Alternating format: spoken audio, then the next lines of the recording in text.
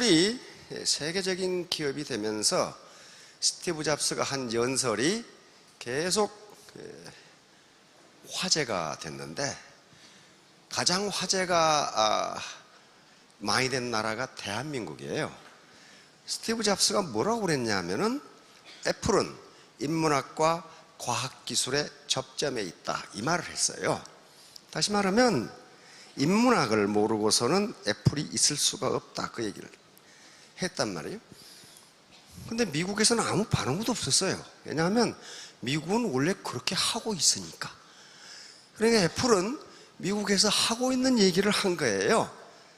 애플은 인문학과 과학기술의 접점에 있다. 그런데 우리는 지금까지 압축 성장을 하다 보니까, 그냥 고도 성장을 하다 보니까 그런 거 인문학이고 나발이고 아무 정신이 없었어. 그런데 한계에 부딪힌 거예요.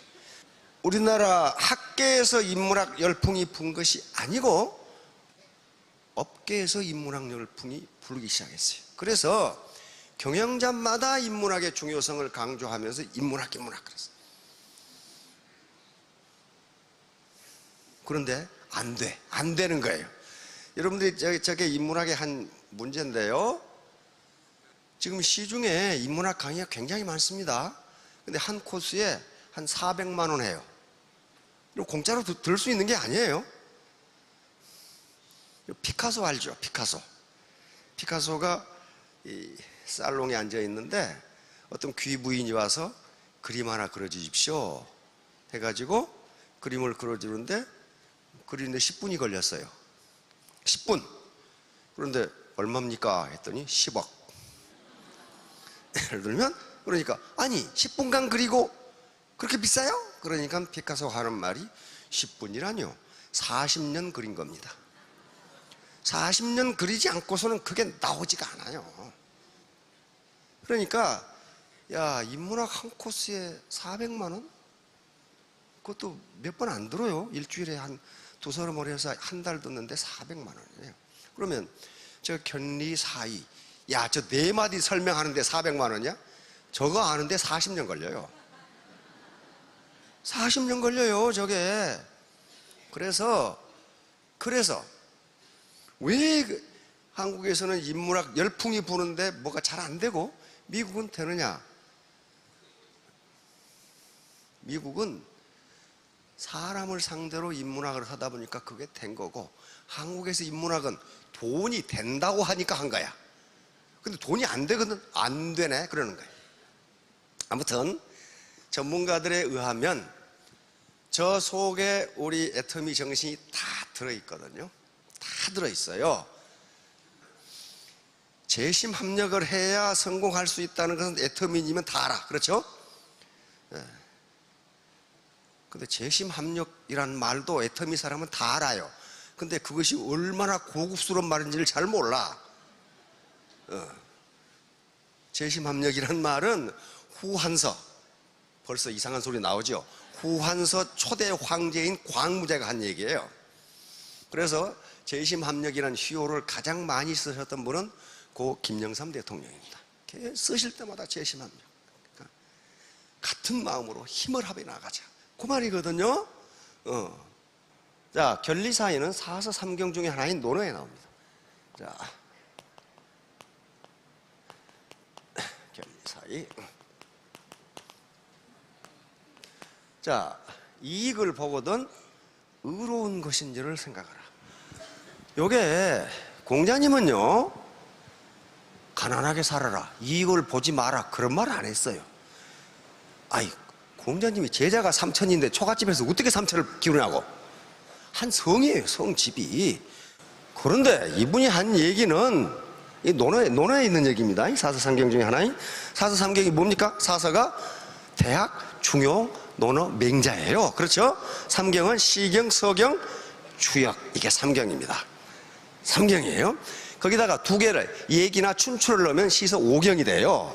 사서 오경이 된다고. 자, 그러니까 여기서 견리사의, 이익을 보거든 그것이 의로운 것인지를 생각하라, 이 말은 무슨 말이냐면 그렇게 하는 것이 이익이다, 그런 거예요. 그렇게 하는 것이 이익이다. 다시 말하면 파트너하고 스폰서하고 있는데 스폰서가 자기 이익만 챙겨. 그것이 그렇게 챙기는 것이 의로운 것인지를 생각 안 해.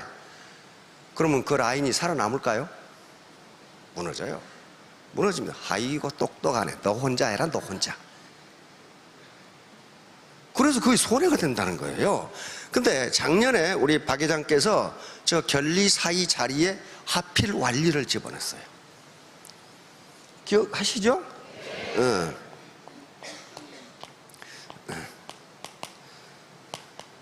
하필 완리. 이것은 왜 하필이면 이익을 말씀하십니까? 이것은 맹자는 공자보다 300년 뒤의 사람이에요. 그런데 맹자를 공자의 법통으로 본단 말이에요. 그러니까 바로 맹자가 하필 완리라고 얘기한 것은 요 결리 사이를 이야기한 겁니다. 지금 요게 하필이면 왜 이익을 이야기하십니까? 이 말이거든. 요게 어디 나오냐면 맹자라는 사서 삼경 중에 책을 딱 넘기면 양해왕 장구라는 제 1장이 나와요. 1장 맨 앞에 나와 있는 말이 이 말이. 그 문장에 이 하필완리가 2번 나와요. 이게 무슨 말이냐면은 양해왕이라는 분이 양나라 해왕이라 그 말이야. 양해왕이라는 분이 맹자가 찾아왔으니까 노 선생께서는 나에게 무슨 이익을 주시기 위해서 이렇게 오셨습니까? 그러니까 맹자가 왕 하필완리 이렇게 이야기합니다. 왕께서는 왜 이익을 이야기하십니까? 그 말은 무슨 말이냐 하면은 왕이 자기 이익을 챙기려고 하면 대신은 자기 이익을만 챙기려고 한단 말이에요. 그 밑에 관료는 또 자기 이익 챙기려고 하면은 이놈의 나라가 망하지 않고 어떻게 되겠습니까? 그런 말이에요 지금. 그러니까 이익을 챙기는 게 나쁜 것이 아니고 그렇게 하는 게 이익이 아니다 그 말을 한 거예요. 그러면서 맹자는 이익을 챙기지 마시고 여기다가 하나를 더 합니다. 인의를 챙기세요. 인의. 그러니까 인의를 챙기면 이익이 됩니다 그런 말이에요. 그러니까 스폰서가 자기 이익만 챙기면 그 밑에, 그러니까 로얄이 자기 이익을 챙기면 그 밑에 스타도 어떤다는 거예요? 자기 이익만 챙긴다. 스타가 자기 이익만 챙기면 그 밑에 샤론도 자기 이익 챙긴다. 그러다가 서로 싸우다가 내가 애터미는 좋은데 전혀는 보기 싫어서 내가 그만둘래. 그제도 내가 그 전화를 받았어. 애터미는 정말 하고 싶은데 그냥 보기 싫어서 내가 그만둘란다고. 그렇게 하는 게 자기에게 이익이 된다고 생각한단 말이에요. 근데 어때요? 결과적으로 이익이 안 됐죠. 그것이 의로운 것이냐를 생각하지 않고 그것이 자기에게 이익이 된다고 생각했단 말이죠. 결리사예요 그게. 맹자가 말한 하필완리도 여기에 해당합니다. 그래서 애터미가 무슨 도덕 군자를 만들기 위해서 이런 얘기를 하는 게 아니고 저렇게 하는 것이 이익이다. 이익이다. 로얄이 스타를 위해서, 스타가 샤론을 위해서, 샤론이 다이아몬드를 위해서, 다이아몬드가 세일즈마스터를 위해서 일을 해주면 그 밑에 사람들이 가만히 있겠느냐 그 말이에요. 더 열심히 뛴단 말이에요. 그러면 자기에게 결국 이익이 돼요. 무한단계 적립이니까. 그 얘기예요 지금. 그러니까 저 원칙은 변하지 않는다예요. 왜? 저게 변하면 회사가 망하거든요. 두 번째, 휴수동행. 휴수동행. 이 휴자는 휴대폰 할 때 휴자입니다. 예. 휴대폰 참 글자가 더럽게 이렇게 생겼죠. 이렇게 생겼네 이게. 예. 요 수자는 손수자입니다. 동행. 요건요 사서 삼경 중에 삼경에 해당하는 시경에가 있습니다. 시경에 있어요. 시경에 북풍이라는 시가 있는데 북풍이라는 시에 나오는 말입니다. 그러니까 막 진눈깨비가 내리고 눈이 내리고 이 엄동설 안에도 우리 사랑하는 사람끼리 손잡고 같이 가자 그 말이에요. 추우니까 나만 가는 게 아니고 북풍 한설이 몰아치는 이 겨울에도 우리가 삶의 현장이 북풍 한설이 몰아쳐요. 그렇죠? 나 혼자 갈 게 아니고 사랑하는 사람들과 손잡고 같이 가면 살 수 있다. 살 수 있다. 스폰서가 자기 양쪽 PV를 맞추기 위해서 파트너를 동원해서 배팅을 시키면은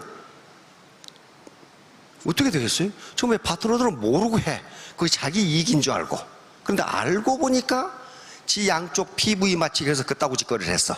그럼 어떻게 됩니까? 떠나버려. 그리고 싸워. 이제 그때부터 싸우기 시작해. 2년 전하면 싸워. 이놈 저놈 하면 싸워. 그러면 그 조직이 되겠냐고요. 망해요. 손잡고 같이 가야 성공할 수 있어요. 그래야 신뢰를 얻을 수 있다고요. 저게 휴수동행입니다. 자장격지는요, 스스로 자자입니다. 장은 장차장이란 뜻도 있지만은 장수장자, 여기서는 장수장자. 격은 실격자입니다. 공격할 때 그 격자입니다. 예. 시는 그것이라는 대명사니까 스스로 장수가 돼서 공격해 나가자. 그러니까 여기에 계신 애터미 회원 300만은요 사실 개인 사업자입니다. 개인 사업자예요. 전부 다 회사와 1:1 계약 관계에 의해서 사업을 진행하고 있는 개인 사업자예요. 우리 박정수 단장이 회사에 회장 하나, 사원 하나 그렇게밖에 없었다. 부사장이 사원이다. 근데 여러분은 더해. 자기가 사장이면서 종업원이야. 한 사람밖에 없어. 개념이 그래요. 아무도 스폰서라고 해서 명령할 수 있는 권리가 없습니다. 왜? 스폰서가 이런 봉급 줍니까? 안 줘요. 수당 줍니까? 안 줘요. 누가 줘요? 회사가 줘요. 다시 말하면 회사와 1:1 관계예요. 그런데 왜 스폰서 파트너 간에 재심 합력을 하라고 그러느냐? 그렇게 하는 게 돈벌이가 되니까. 그렇게 하는 게 이익이니까 그러는 거예요. 그렇지 스폰서가 파트너 뜯어먹어라 그런 게 아니에요. 그 반대도 있어요. 스폰서를 겁박해가지고 스폰서 뜯어먹는 파트너도 있어. 그게 원래 이제 건달기질들. 사회적으로 의롭지 못한 행동을 해서 일시적으로 돈을 번 사람은 있지만은 끝까지 그 부를 지키는 사람은 저는 한 사람도 못 봤어요. 없어요. 세상이 치는 자연법칙은 그렇지가 않습니다. 인과응보예요. 그러니까 자장격지니까 스스로 장수가 돼서 스스로 쫄병은요 군대에서 쫄병은 책임지지 않습니다. 장교가 시키는 대로 하면 돼. 시키는 대로. 그러면 장교는 시키려면 어떻게 해야 돼요? 알아야 됩니다. 장교가 무식하면 부하 다 죽여. 부하 다 죽여요. 제가 판단하기에 애터미는 분명히 성공할 수 있는 객관적 요건을 갖추고 있습니다. 그러나 누구나 성공할 수 있지만 아무나 성공하는 건 아니에요. 그걸 견뎌내는 사람, 즉 자제력을 가진 사람만 성공하고 겸손한 사람만 성공합니다. 절대로 겸손하지 않은 사람은 어떤 일을 해도 성공할 수가 없어요.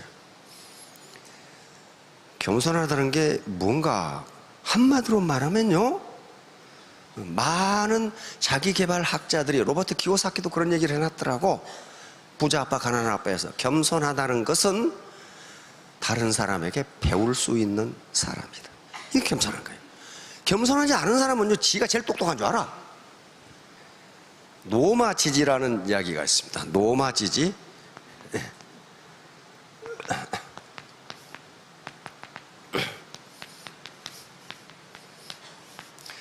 늙은 말의 지혜라는 뜻인데, 아니 옛날에 늙은 말은 그거 어디다 써먹었고, 전쟁터에 타고 나가지도 못하지, 수레를 끌고 가기도 못하지, 밥이나 축내지 쓸 데가 없어요. 그래 제 나라 춘추전국시대 얘기입니다. 제 나라에 환공이라는 군주가 있는데 춘추 5패 중에 제일 첫 번째였어요. 그 밑에 관중이라는 재상이 있었습니다.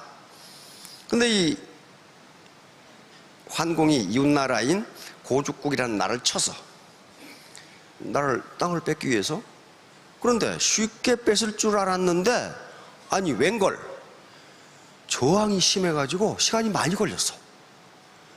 그래가지고 봄에 갔는데 겨울에 이제 나라를 뺏고서 돌아와. 근데 이제 완전히 평정된 것도 아니야. 돌아와.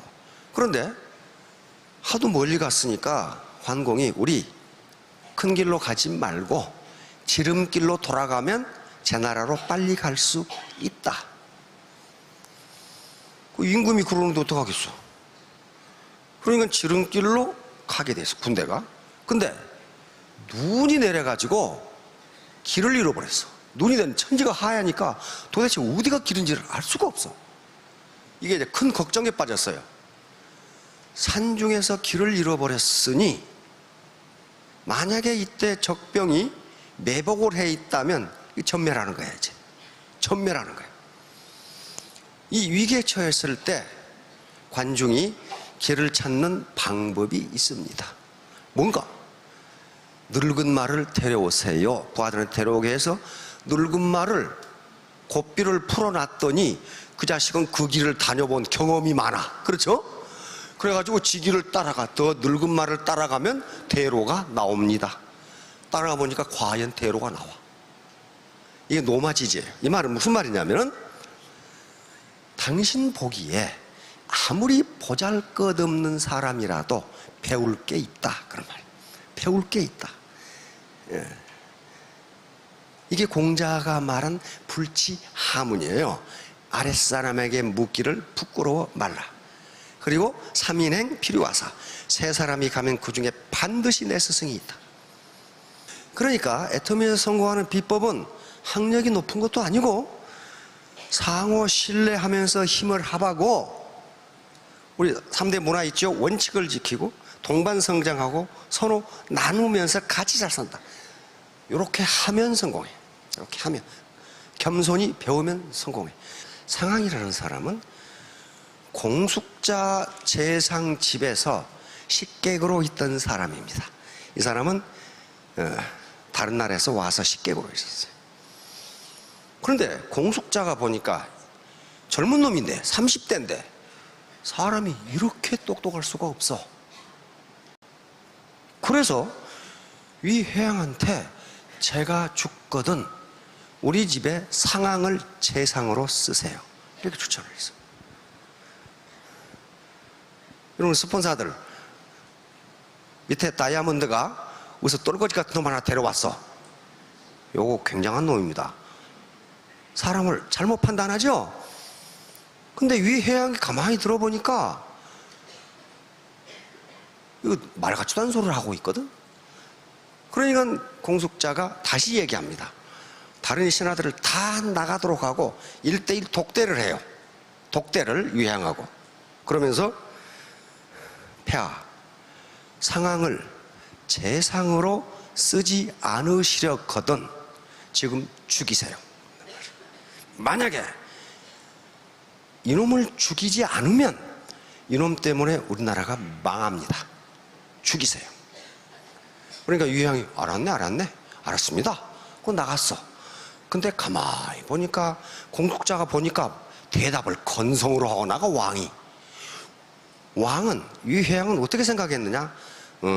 이 노인네가 이제 드디어 노망을 했군. 어떻게 자기 집에 가신 나이 젊은 놈을 재상으로 쓰라고 하는가? 그렇게 생각을 했어. 그러고는 상황을 불렀어. 공숙자가 자네한테 내가 미안하네. 자네를 재상으로 쓰든지 자네를 지금 즉각 죽이라고 했으니 자네는 빨리 보따리를 싸가지고 도망가게. 이렇게. 그래, 의리가 있는 분이죠. 그랬더니 상황이 대답합니다. 염려하지 마십시오. 왕께서 저를 재상으로 쓰지 않으신다면 죽이지도 않을 겁니다. 왜? 나를 우습게 봤다 이게. 우습게. 저런 놈을 내가 왜 죽여? 응? 그 뒤로 상황은 가만히 있었어요. 가만히 있었더니 과연 제상으로도 안 쓰고 죽이지도 않아. 그래서 옆에 그 진시황으로 유명한 진나라로 가게 됩니다. 진나라로 가서 그 강대한 국가인 진나라의 재상이 됩니다. 그러니까 진나라 왕은 상황을 알아봤어요. 아, 요놈이 보통 놈이 아니네. 알아봤는데 이 나라 회양은 상황을 우습게 봤단 말이에요. 그래서 진나라로 가서 재상이 돼서 진나라의 변법, 다시 말하면 구제도를 싸그리 뜯어 고치는 거야. 응? 특이문화 척결 그러면서 그냥 팍 이렇게 배팅 추방 이러면서 진나라의 제도를, 법과 제도를 완전히 바꿔 진나라를 강대국으로 만들어 버립니다. 그 사람 힘이에요. 힘이에요. 그런데 아무도 안 믿어. 아무도 안 믿어. 중국에 지금 동상을 세워놨어요. 이 사람 상황이라서. 상군절전이라는 사기에 나오는 얘기입니다. 아무도 안 믿어.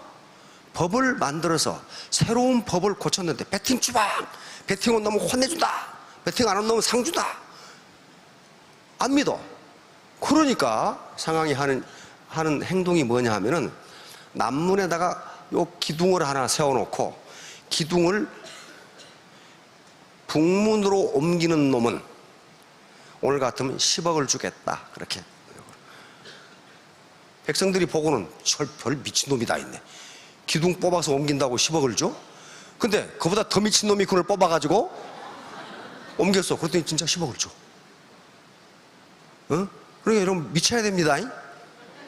그래 백성들이 어때요? 아, 조정이 하는 말은 거짓말을 안 하네? 이렇게 된 거예요. 거짓말을 안 하네? 아니 너 나무통 옮긴다고 10억을 줘? 그게 천금이라고 해요. 천금은 지금 10억이 더 될 겁니다. 천금을 줬어.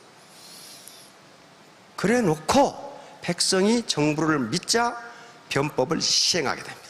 그래서 진시황이 천하를 통일했지만은 진시황이 천하를 통일할 수 있는 국가를 상황이 만들어 놓은 겁니다. 그러니까 사람을 외모로 평가하지 말라예요. 저 보니까 뭐 별것도 능력이 없게 보이는데 그렇지가 않다는 거예요. 아까 노마지지처럼 늙은 말도 지혜가 있다. 아무리 당신이 보기에 우스운 사람도 반드시 지혜를 가지고 있다. 그걸 배우라는 거예요. 많은 이 로얄 리더분들이 하시는 말씀이 누구에게 말을 전달해서 얼마나 성공했느냐, 몇 사람이 내 말에 호응했느냐 하는 게 아니고 몇 사람이 거절했느냐에 따라서 성공 여부가 결정된다. 그게 맞아요, 사실은. 그리고 이제 그러는 과정에서 이 기초 체력이 다져집니다. 거절을 당하면 처음에는 기분 되게 나쁘죠. 되게 나쁘고, 아니 저 친구가 이걸 거절을 해? 나는 그렇게 생각 안 했는데? 그러니까 자신은 굉장히 가깝다고 생각한 친구가 거절하는 수가 있어요. 그걸 자꾸 당하면 면역성이 생겨. 강해져. 어떤 제도 또는 어떤 규정, 어떤 법을 가져왔을 때 그 법이 똑같이 되느냐? 그렇지가 않아요. 그 국민이 받들고 있는 문화가 무엇이냐에 따라서 결과가 전혀 다릅니다. 미국에서 대통령제가 대성공을 합니다. 다시 말하면 우리가 우매하다고 생각하는 국민이 국가 원수를 뽑았는데 그게 아주 성공적으로 작동을 한 거예요. 그러니까 후진국에서는 너나 헐없이 대통령제를 받아들여요. 미국 법을 그대로 벗겨가지고. 그런데 후진국 대통령 중에 성공한 사람이 한 사람도 없어. 계속 하다가 총 맞아 죽거나 전부 그런 식이 돼버렸어요. 그거 왜 그럴까요? 미국의 제도가 나빠서가 아니고 그것을 뒷받침해 줄 수 있는 문화가 없어요. 문화. 그래서 문화를 계속 우리가 강조하는 게 그겁니다. 그런데 여러분들이 오해하시면 안 될 것은 제가 여기서 하는 얘기는 실증적 분석입니다. 실증적 분석이에요. 실증적. 이걸 파지티브 어널리시스라고 그래요. 진술에는 분석에는 파지티브가 있고 노마티브가 있는데 노마티브는 규범적 분석을 노마티브라고 합니다. 그러니까 실증적 분석은 사실이 이렇다만 얘기하는 거예요. 그것이 옳으냐 그르냐는 그건 개인이 판단할 문제예요. 제가 이거 판단하는 문제가 아닙니다. 예를 들면 국민의 복지를 늘리는 것이 옳으냐 그르냐, 그건 개인의 문제예요. 어떤 사람은 옳지 않다고 보고 어떤 사람은 옳다고 보는 거예요. 그러니까 저는 if then이에요. 만약 이렇다면 결과는 이렇게 된다. 그것만 저는 분석해 드리고 좋으냐 나쁘냐는 개인이 알아서 할 문제입니다. 노마티브 분석은 이건 규범적 분석이에요. 옳다 그르다. 이건 경제학을 한 다음에 맨 나중에 하는 얘기예요. 이건 철학의 영역으로 넘어가니까 이건 제가 할 얘기가 아니에요. 자, 그렇듯이 지금 이 얘기를 왜 하냐면요, 애터미가 매년 40~50% 성장을 해. 그럼 어때요? 아, 이것 봐라, 이놈들 봐라, 저거 돈 되네, 그렇게 생각하는 재벌들이 있을까요? 없을까요? 있어요. 그건 저는 좋다 나쁘다가 아니에요. 아니, 이건 우리는 지금 성장을 못하고 제로 성장 상태인데 저 자식들 봐라, 40~50% 성장을 해? 아이고, 저거 먹을만 하네, 이렇게 나와요. 그런데 애터미는 그걸 전혀 두려워하지가 않아요. 이 제도를 그대로 가져간다 하더라도 그 회원들의 문화가 뒷받침되지 않으면요, 절대로 성공 못합니다. 성공 못해요. 그래서 우리 애터미에서 문화를 그렇게 강조하는 게, 그게 돼 있지 않고서는요, 보상 플랜이 아무리 좋아도, 제품이 아무리 좋아도 그 사상 누각이에요. 되지 않아요. 그래서 애터미 문화가 뭐냐라는 질문이 있기에 굉장히 넓지만은 핵심적인 것으로 세 가지를 제시한 겁니다. 원칙 중심의 문화. 원칙은, 그것은 자연법칙이에요. 원칙 중심의 문화. 그리고 우리만 잘 먹고 잘 사는 게 좋은 게 아니다. 그래서 동반 성장의 문화. 이제 애터미 사업을 해서 돈을 번다. 그러면 돈은 왜 버는 것이냐? 다시 말하면 그걸 전문적인 용어로 하면 소득이 생긴다. 소득은 공짜로 주는 게 아닙니다. 만약에 아무것도 안 했는데 소득이 생겼다? 그건 두 가지 경우예요. 하나는 이전 소득이라고 누군가가 사회적 약자들에게 뭔가 준 거예요. 그건 아무것도 안 해도 줘요. 그건 천부적 인권이니까 그래요. 그러나 여기 계신 분들이 아무것도 안 했는데 소득이 생겼다? 그건 착취예요. 그건 대단히 비신사적인 행동입니다. 그래서 소득이 생기려면요, 인컴이라고 그래요. 그러면 소득이 생긴다는 것은 그냥 소득이 생기는 게 아니고 뭔가 생산을 했기 때문이에요. 생산을 하니까 소득이 생겼어요. 그럼 뭘 생산하냐는 거 나오잖아요. 그래서 이 생산이 뭔가를 알아야 돼요. 생산을 어떻게 데피니션 하느냐, 어떻게 디파인 하느냐, 생산의 개념을 뭐라고 하느냐에 따라서 국가 체제가 바뀝니다. 생산을 어떻게 정의하느냐? 생산은 요 생산이라는 것은 인간의 효용을 증대시키는 모든 행위입니다. 모든 행위. 이걸 생산이라고 자본주의 경제에서는 정의를 해요. 우리가 살고 있는 사회가 그렇지 않다라고 하는 이 사회가 생산을 이렇게 정의한다고. 인간의 효용을, 유틸리티, 인간의 만족을 증대시키는 모든 행위. 이 생산에는 세 가지가 있습니다. 자본주의 경제입니다. 사회주의 경제에서는 이렇게 생산을 정의하지 않아요. 사회주의 경제에서는 북한 같은 경우에 생산, 즉 물적 생산에 직접적으로 관여하는 서비스만 생산이다, 이렇게 돼 있어요. 자연으로부터 재화를 채취하는 행위. 자, 이게 뭐가 있어요? 농사 짓는 거. 지가 쌀아 만들었잖아요. 자연으로부터 재화를 채취하는 행위, 이게 생산이에요. 두 번째는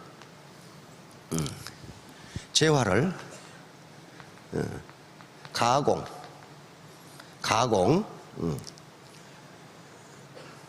또 변조, 변조해서 새로운 재화를 만들어내기. 이게 뭐예요? 이게 제조업이에요. 제조업. 산에서 나무를 베다 주니까 그걸 통나무로 쓰지 않고 잘라서 가구를 만들었다. 이 사람도 지금 생산활동을 하고 있다. 왜? 통나무를 그냥 쓰는 것보다 가구를 쓰는 것이, 가구를 만드는 것이 인간의 만족을 증가시켜줘. 그러니까 생산이잖아요. 세 번째, 서비스를 창출하는 행위. 요게 들어갑니다. 서비스를 창출하는 행위. 이게 생산활동이에요. 그러니까 누가 양질의 생산을 하느냐에 따라서 소득이 결정돼요. 그래서 그것을 우리는 착취라든가 불로소득이라고 하지 않는다예요. 요 생산은 어떻게 이루어지냐는 거예요. 생산은 도대체 뭐가 있어야 생산이 되느냐? 전통적으로 이걸 생산 요소라고 그럽니다. 생산 요소는 세 가지가 있습니다. 첫째, 토지가 있어요. 토지 랜드라고 부릅니다. 이 토지는 요 땅 이것뿐만 아니고 자연으로부터 물려받은 생산수단을 모두 토지라고 부릅니다. 다시 말하면 경치, 바다의 물고기, 공기, 햇빛, 강가의 모래와 자갈, 이걸 토지라고 불러요. 자연으로부터 물려받은 혜택, 이걸 토지라고 불러요. 이게 있어야 생산이 가능해. 공중에서 생산활동하는 사람은 없어요. 땅에서. 두 번째, 그러니까 이건 자연으로부터 물려받은 생산수단이에요. 두 번째, 자본이라는 게 있어요. 자본, 캐피탈. 자본은 인간이 만들어낸 생산수단을 자본이라고 합니다. 인간이 만들어낸 생산수단이에요. 주판은 자본입니다. 주판을 사용하는 것보다 컴퓨터를 사용하는 게 생산성이 높아요. 그게 자본이에요. 그러니까 요 마이크도 자본, 이 건물도 자본이에요. 책상, 의자 전부 자본입니다. 자본이 없어도 생산이 가능해요. 땅바닥에 퍼즐을 앉아서 강의를 듣는다고 합시다. 그러면 지금처럼 강의에 집중이 되겠느냐는 거예요. 그렇지 않아요. 자본과 노동이 결합할 때 생산성이 올라가도록 돼 있어요. 이 자본은 바로 인간이 만들어낸 생산수단입니다. 공장, 기계, 도구, 설비, 건물, 이걸 전부 자본이라 그래요. 돈은 뭐냐? 돈은 국가적 차원에서는 자본이 아닌데 개인 차원에서는 자본이에요. 왜냐하면 국가가 돈을 관리해 주기 때문에 그 종이를 가지고 자본을 사들일 수 있어. 그러나 국가는 그 자본 아닙니다. 주식도 자본 아니에요, 국가는. 그러나 개인 차원은 자본이에요. 자, 세 번째는 노동입니다. 노동, 레이버.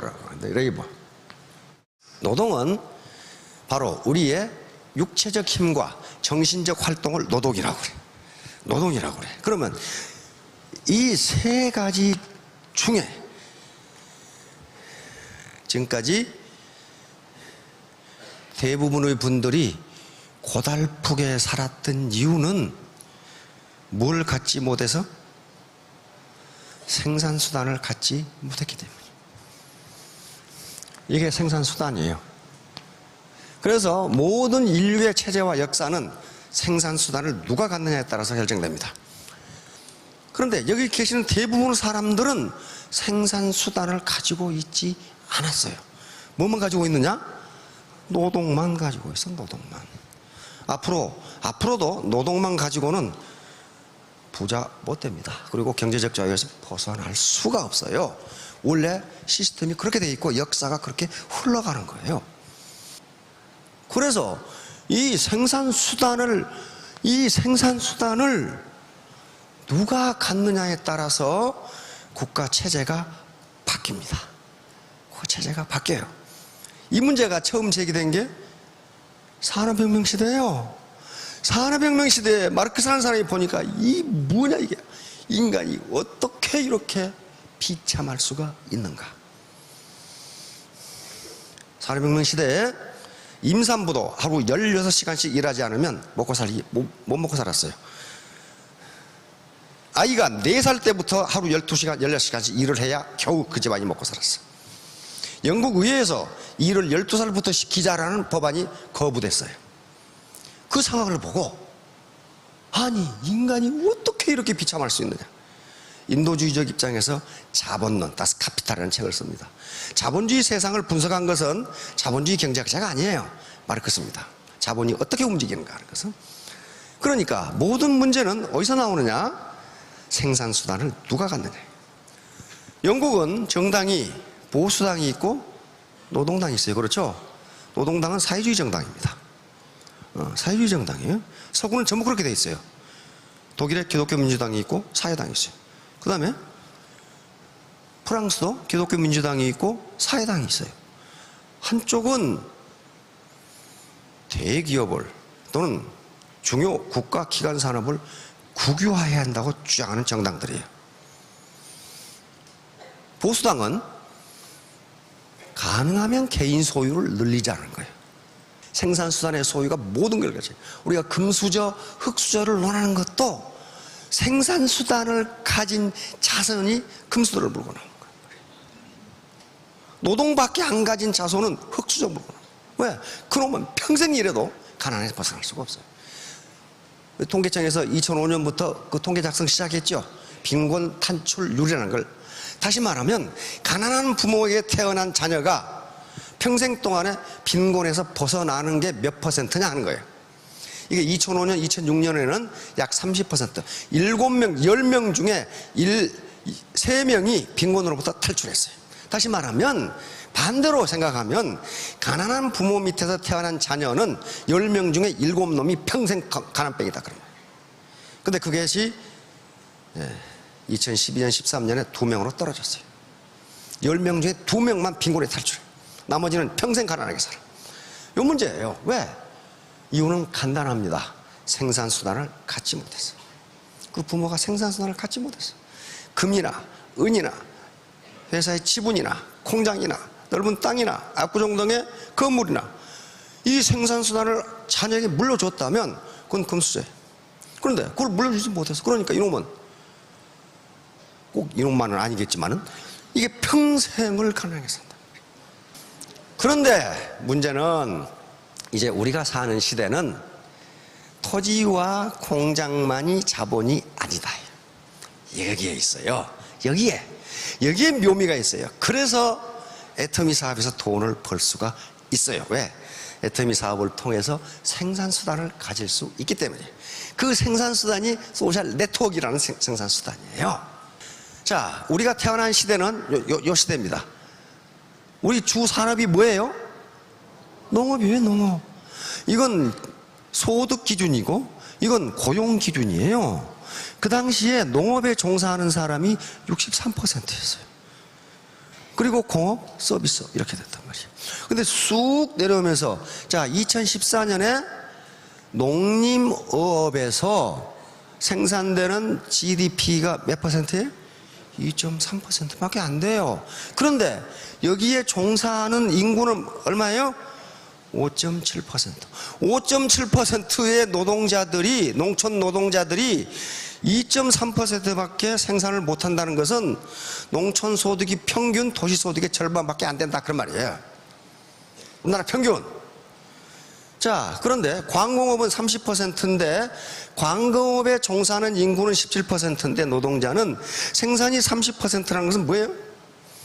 광공업에 종사하는 사람들의 봉급이 높다 그런 거예요. 평균적으로 이 평균이에요. 그 다음에 요 서비스업을 보세요. 서비스업은요 현재 67.2%의 GDP를 생산하는데 여기에 종사하는 인구는 얼마예요?